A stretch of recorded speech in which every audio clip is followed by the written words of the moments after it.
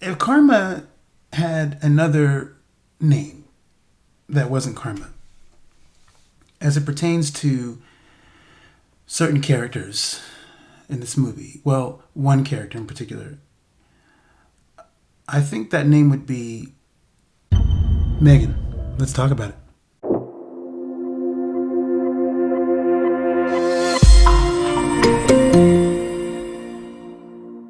Again, this is another one that I had no real plans to watch, not on my own anyway. But my sister, she gets me to see some things, and this was another one of those watches. She was insistent that we see this movie, so I went and saw it. And I have to say, this movie is terrible. No, I'm kidding. I'm kidding. I liked it a lot. Actually, I liked it a lot better than I thought I was going to.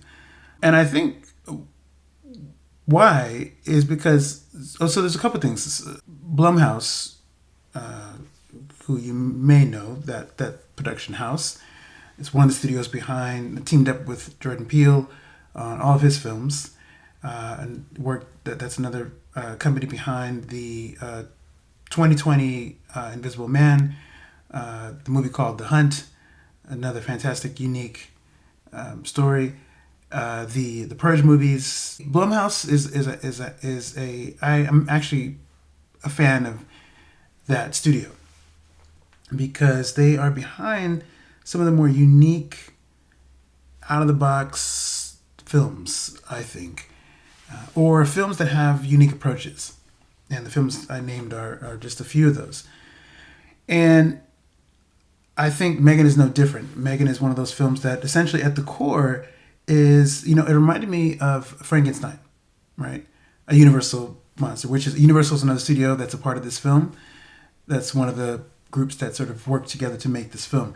And I find it kind of cool that Universal is involved in this particular film and that it reminded me of another Universal situation. The way it reminds me of Frankenstein has a lot to do with the lead character, played by Allison Williams, Gemma, who is an inventor and programmer behind famous toys.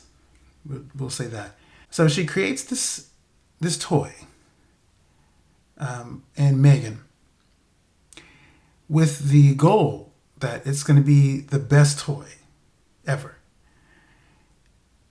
Similar to Henry Frankenstein in the way that he was like, I'm going to be the best scientist. I'm going to make life out of death. And it's going to be serious. I'm going to be the best situation. I'm going to get all the awards. I don't think that, obviously that's not what Gemma made Megan for. But a byproduct of Megan being the best toy is that there was a conversation about her being promoted and possibly getting a pay raise and things. So there's some rewards that could come with the creation that she was responsible for. And it also reminds me of Frankenstein in the ways that your creation, you will have to eventually go one-on-one with that creation and figure out how to stop it. Unfortunately, these things don't always go as planned. We know this from Frankenstein and from many other movies that deal with a similar premise. That at some point things go awry and your creation doesn't always respond how you intended. They develop a mind of their own, and that is essentially what is going on in this situation. That's what we have. That's the story. Megan has programming. She's programmed to do certain things to protect Katie and be Katie's best friend. Katie is, by the way, Gemma's niece in this film, who's just lost her parents, and she's depressed. She doesn't have a lot of people to talk to. Aunt Gemma, meanwhile, is absorbed in work, and she creates Megan, and it's sort of a byproduct of her being wrapped up in work is that Megan is the distraction now. She becomes essentially the distraction for Katie. And that's what we've got going on. Ultimately, Megan does not stick with her programming, and chaos ensues, and that means that she's going to have to be destroyed. Similar to Frankenstein's monster, he's in this world that people don't understand him. I imagine Henry Frankenstein had some intentions about how he wanted Frankenstein to operate in the world, but eventually Frankenstein's monster becomes, self-sufficient, wants to just survive. He's trying to stay alive and stuff. Man, people are trying to jack him up, and they're messing with him. All he's trying to do is he's exploring different things.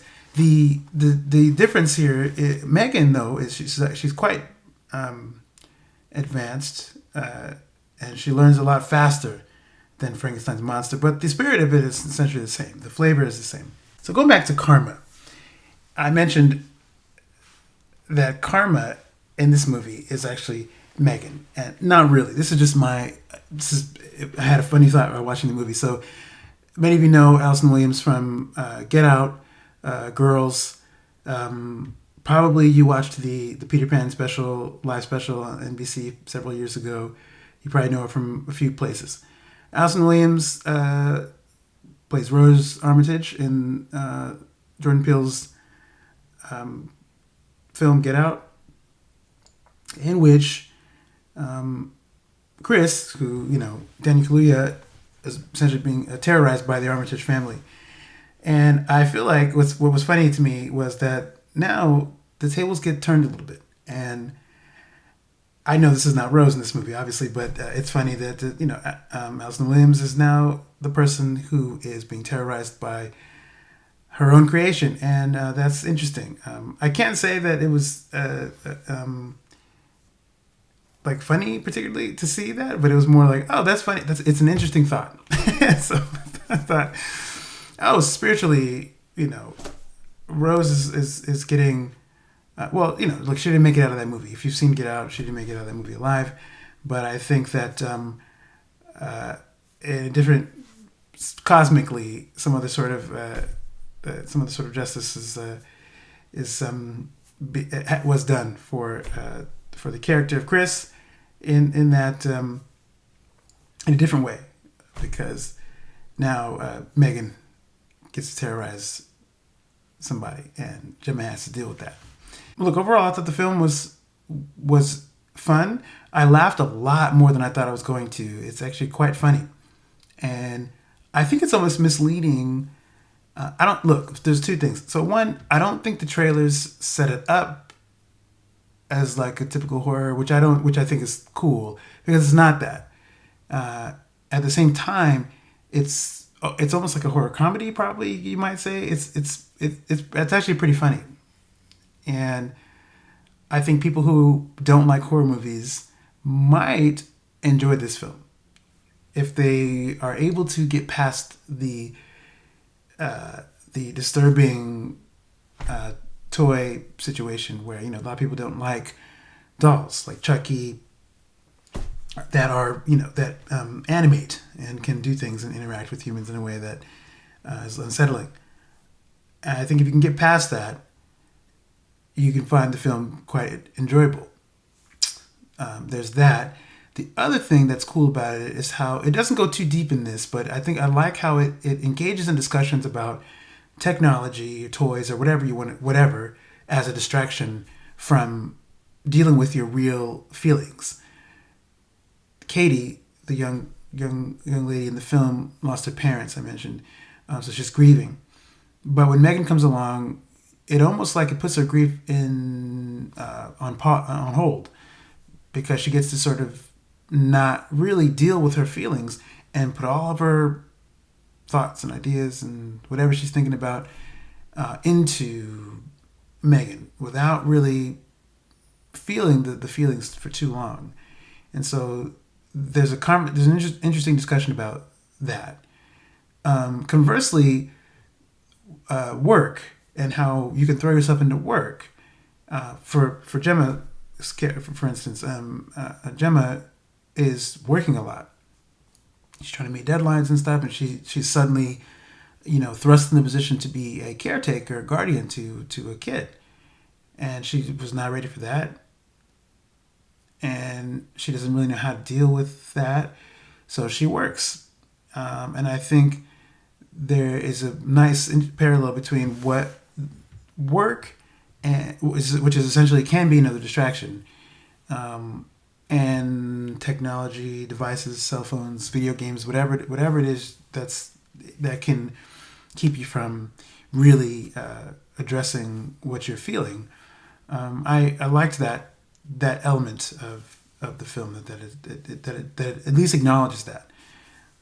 And it also similarly when you look at technology and things as distractions, it's not only that you don't deal with your real feelings, but you don't deal with the people around you either. There's an interesting dynamic between Katie and Gemma in that this is their family now, right? But they for a good portion of the film, they're not interacting in a way like most families would when you lose another family member. They're acknowledging it, but there's no real conversation about it. There's no real holding of the emotions for either of them. And because these things are in the like technology and things are in the way of that, and I liked that was displayed. And I don't think you need to go deep with it. You don't have to go super deep. This is not that kind of film, but the fact that the emotionality of it is there makes it mean more. And I think that's another sort of unintended sort of side bonus, I think, to this film. So not only is it funny, it's got some interesting unsettling moments and stuff. And it's got some jump scares, things you expect from movies like this. But it's also much more emotional than I think you expect. And you think it's about this killer doll, and it is in a way, but it is. But it's also really, the heart of it is actually, it's really about a family. It's about Katie and Gemma as a family, but also Gemma and her team. She's got two assistants, people who work with her, who I love those characters, by the way. I can't think of their names right now, but I think those characters were great. And they just have great presence in the film, even though they're not around a lot. But that, in a way, that's Gemma's other family members that she works with them, but they're, those people are her people. And I like the film, allows room for that. So, look, M3gan it's fun. It's a fun film. I think if you want to have a good time and not think too much, check out M3gan if you haven't seen it, because it's enjoyable. And I think that's going to do it for this particular review. Wait, one other thing I have to say. So the other thing I actually liked about this film a lot was how many prominent women were in the mix. I loved that Gemma was this master inventor person who built these machines, like full on like robots and stuff that are actively utilized, and they're not just there for like props. They're there's different things that come into play in the movie in the story that it's cool to see when they're introduced and how they come back into the proceedings. I like that a lot.